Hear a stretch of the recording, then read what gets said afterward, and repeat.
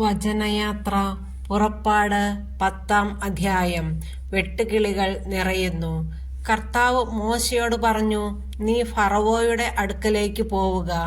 ഞാൻ ഫറവോയുടെയും സേവകരുടെയും ഹൃദയം കഠിനമാക്കിയിരിക്കുന്നു. അവരുടെ ഇടയിൽ എൻ്റെ ഈ അടയാളങ്ങൾ കാണിക്കാനും ഈജിപ്തുകാരെ ഞാൻ എങ്ങനെ വിഡ്ഢികളാക്കിയെന്നും അവരുടെ ഇടയിൽ ഞാൻ എന്തെല്ലാം അടയാളങ്ങൾ കാണിച്ചെന്നും നീ നിന്റെ പുത്രന്മാരെയും പൗത്രന്മാരെയും വർണ്ണിച്ചു കേൾപ്പിക്കാനും ഞാനാണ് കർത്താവ് എന്ന് നിങ്ങൾ ഗ്രഹിക്കാനും വേണ്ടിയാണ് ഇത്. മോശയും അഹ്റോനും ഫറവോയുടെ അടുത്തു ചെന്നു പറഞ്ഞു, ഹെബ്രായരുടെ ദൈവമായ കർത്താവ് ഇങ്ങനെ പറയുന്നു, എത്ര നാൾ നീ എനിക്ക് കീഴ്വഴങ്ങാതെ നിൽക്കും? എന്നെ ആരാധിക്കാനായി എൻ്റെ ജനത്തെ വിട്ടയക്കുക. അവരെ വിട്ടയക്കാൻ വിസമ്മതിച്ചാൽ ഞാൻ നാളെ നിന്റെ രാജ്യത്തേക്ക് വെട്ടുകിളികളെ അയക്കും.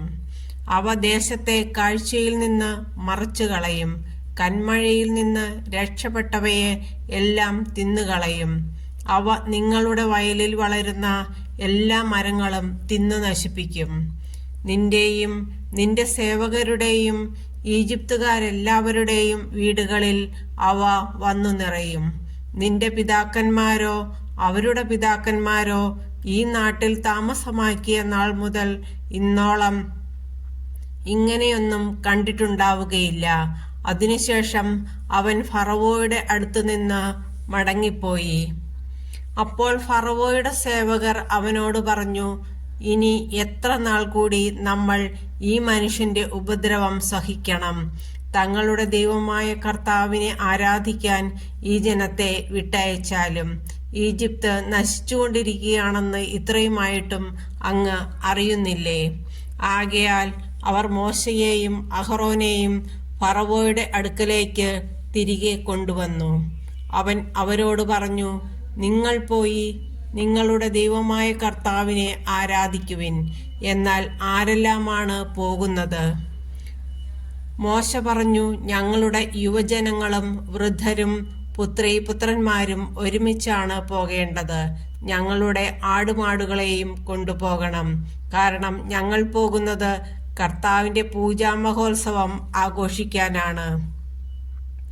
അപ്പോൾ അവൻ പറഞ്ഞു, ഞാൻ നിങ്ങളോടൊപ്പം നിങ്ങളുടെ കുഞ്ഞുങ്ങളെയും വിട്ടയക്കുകയോ? കർത്താവ് നിങ്ങളെ കാക്കട്ടെ.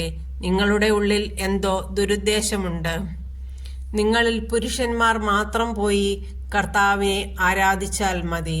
അതാണല്ലോ നിങ്ങൾ ആവശ്യപ്പെട്ടിരുന്നത്. ഉടൻ തന്നെ അവർ ഫറവോയുടെ സന്നിധിയിൽ നിന്ന് ബഹിഷ്കൃതരായി. പിന്നീട് കർത്താവ് മോശയോട് അരുളിച്ചെയ്തു, നീ ഈജിപ്തിന്റെ മേൽ കൈനീട്ടുക. കന്മഴയെ അതിജീവിച്ച എല്ലാ ചെടികളും തിന്നു നശിപ്പിക്കുന്നതിന് വെട്ടുക്കിളികൾ വരട്ടെ. മോശ തന്റെ വടി ഈജിപ്തിന്റെ മേൽ നീട്ടി. അന്ന് പകലും രാത്രിയും മുഴുവൻ ആ നാടിന്റെ മേൽ കർത്താവ് കിഴക്കൻ കാറ്റ് വീശിച്ചു. പ്രഭാതമായപ്പോൾ കിഴക്കൻ കാറ്റ് വെട്ടുകിളികളെ കൊണ്ടുവന്നു. വെട്ടുകിളികൾ ഈജിപ്തിനെ ആകെ ആക്രമിച്ചു. അവ രാജ്യം മുഴുവൻ വ്യാപിച്ചു. ഇത്ര വിപുലമായ വെട്ടുക്കിളിക്കൂട്ടങ്ങൾ ഇതിനു മുൻപ് ഉണ്ടായിട്ടില്ല, ഇനി ഉണ്ടാവുകയുമില്ല. അവ ദേശമാകെ മൂടിക്കളഞ്ഞതിനാൽ നിലം ഇരുണ്ടുപോയി. നാട്ടിൽ കന്മഴയെ അതിജീവിച്ച ചെടികളും മരങ്ങളിൽ ബാക്കി നിന്ന പഴങ്ങളും അവ തിന്നു തീർത്തു. ഈജിപ്തിൽ മരങ്ങളിലും വയലിലെ ചെടികളിലും പച്ചയായി ഒന്നും തന്നെ അവശേഷിച്ചില്ല. ഫറവോ തിടുക്കത്തിൽ മോശയെയും അഹ്റോനെയും വിളിപ്പിച്ചു പറഞ്ഞു, നിങ്ങളുടെ ദൈവമായ കർത്താവിനും നിങ്ങൾക്കുമെതിരായി ഞാൻ തെറ്റ് ചെയ്തു പോയി.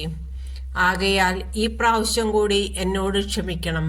മാരകമായ ഈ ബാധ എന്നിൽ നിന്ന് അകറ്റുന്നതിന് നിങ്ങളുടെ ദൈവമായ കർത്താവിനോട് പ്രാർത്ഥിക്കുവിൻ.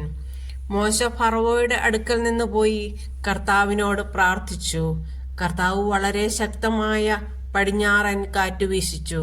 അത് വെട്ടുകിളികളെ തൂത്തുവാരി ചെങ്കടലിലെറിഞ്ഞു. അവയിലൊന്നുപോലും ഈജിപ്തിന്റെ അതിർത്തിക്കുള്ളിൽ അവശേഷിച്ചില്ല. എങ്കിലും കർത്താവ് ഫറവോയെ കഠിനചിത്തനാക്കുക മൂലം അവൻ ഇസ്രായേൽക്കാരെ വിട്ടയച്ചില്ല. അന്ധകാരം വ്യാപിക്കുന്നു. കർത്താവ് മോശയോട് പറഞ്ഞു, നിന്റെ കൈ ആകാശത്തേക്ക് നീട്ടുക, ഈജിപ്തിൽ ഇരുട്ടുണ്ടാകട്ടെ, തൊട്ടറിയാവുന്ന ഇരുട്ട്. മോശ ആകാശത്തിലേക്ക് കൈനീട്ടി. ഈജിപ്ത് മുഴുവൻ 3 ദിവസത്തേക്ക് കൂരിരുട്ട് വ്യാപിച്ചു. അവർക്ക് പരസ്പരം കാണാനോ യഥേഷ്ടം നീങ്ങാനോ സാധിച്ചില്ല. എന്നാൽ ഇസ്രായേൽക്കാരുടെ വാസസ്ഥലങ്ങളിൽ വെളിച്ചമുണ്ടായിരുന്നു. അപ്പോൾ ഫറവോ മോശയെ വിളിച്ചു പറഞ്ഞു, പോയി നിങ്ങളുടെ കർത്താവിനെ ആരാധിച്ചുകൊള്ളുവിൻ. ആടുമാടുകൾ മാത്രം ഇവിടെ നിൽക്കട്ടെ, കുട്ടികളും നിങ്ങളോട് കൂടെ പോരട്ടെ.